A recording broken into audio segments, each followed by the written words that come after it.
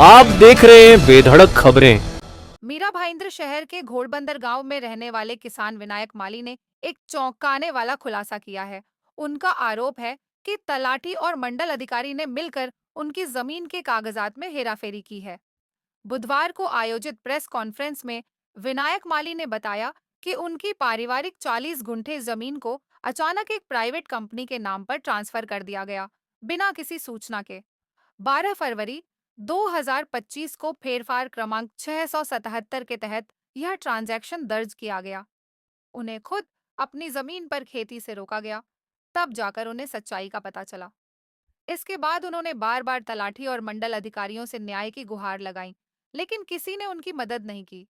आज हालत ये है कि वह एक प्राइवेट अस्पताल में वार्ड बॉय की नौकरी करके अपने परिवार का गुजारा कर रहे हैं। विनायक माली के अनुसार सभी जरूरी सबूत उनके पास मौजूद हैं, फिर भी अब तक कोई कार्रवाई नहीं हुई। विनायक माली ने प्रेस कॉन्फ्रेंस में मांग की है कि संबंधित तलाठी और मंडल अधिकारी को तुरंत सस्पेंड किया जाए और उन्हें न्याय मिले। अगर एक किसान को उसकी ही जमीन से बेदखल कर दिया जाए, तो ये न सिर्फ कानून का मजाक है, बल्कि इंसाफ की चीख भी है। क्या बताइए आज की प्रशासन प्रेस इस कॉन्फ्रेंस अन्याय लेने का का जवाब कारण क्या देगा? महाराष्ट्र राज्य ये जो किसानों के आत्महत्या में अव्वल है, वैसी एक घटना हमारे मीरा भाईंदर में वर्सोवा गांव में होने वाली थी। ये वर्सोवा गांव के किसान कुटुंब है जिनका नाम तलाठी ने डायरेक्ट 7/12 में से गायब कर दिया। 641 फेरफार से इनके नाम वारस नोंद में 7/12 में चढ़े थे। उसके बाद 677 तात्काल कोई आदेश नहीं, कोई पत्र नहीं, कोई नोटिस नहीं, तलाटी ने इनके नाम निकाल दिए। इसी बाबत इन्होंने न्याय मांगने के लिए सम्माननीय राज साहेब ठाकरे के पास एक पत्र लिखा गए हफ्ते में। उसके बाद हमने कागज पत्र की जांच की और हमने पत्रकार परिषद बुलाने का निर्णय किया। इसी सिलसिले में आज पत्रकार परिषद हमने ली है। नाम निकाले गए हैं, इसके खिलाफ आपने कहाँ शिकायत की?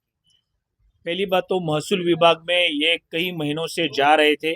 उसके बाद इन्हें ऐसा लगा कि ये मराठी कुटुंब, आदिवासी कुटुंब है, इन्हें न्याय सिर्फ सम्माननीय राज साहब ठाकरे दे सकते हैं।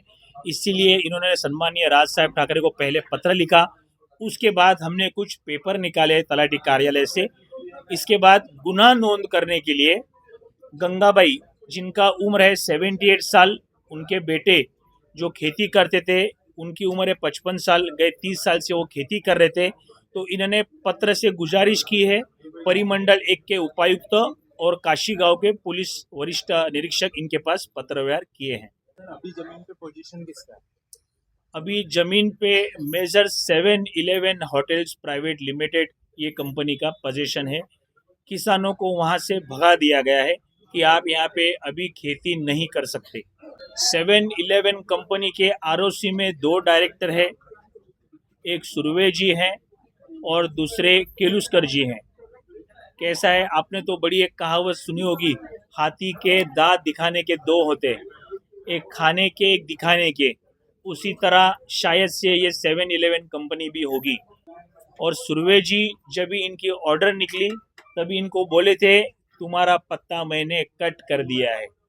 ये बात उन्होंने तहसीलदार के कार्यालय में कही। इनके नाम कम करो ऐसा कोई आदेश नहीं है।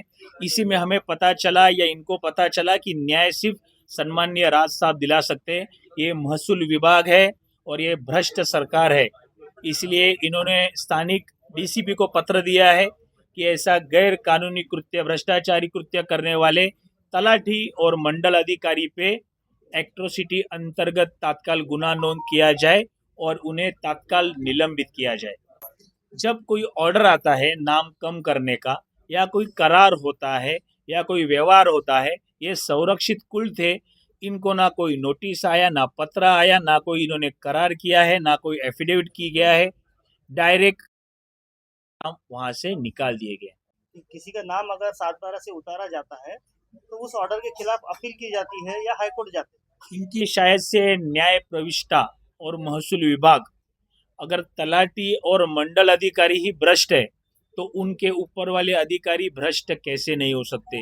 ये किसान वकील कहाँ से लाए और कितना, अभी ये जो नौकरी कर रहे हैं ये खेती से इनका घर चलने का, अभी ये वार्ड बॉय बन के काम कर रहे हैं। उनको पगार है 12 से 15 हज़ार। ये अगर छुट्टी मारेंगे तो इनको यहाँ से भी काम से निकाला जा सकता है। अभी आगे का कदम क्या होगा? आगे का हमारा कदम ऐसा है कि आने वाले हफ्ते में महाराष्ट्र के मुख्यमंत्री श्री देवेंद्र फडणवीस जी मीरा भाईंदर में भाजपा के कार्यालय के उद्घाटन के लिए आने वाले हैं।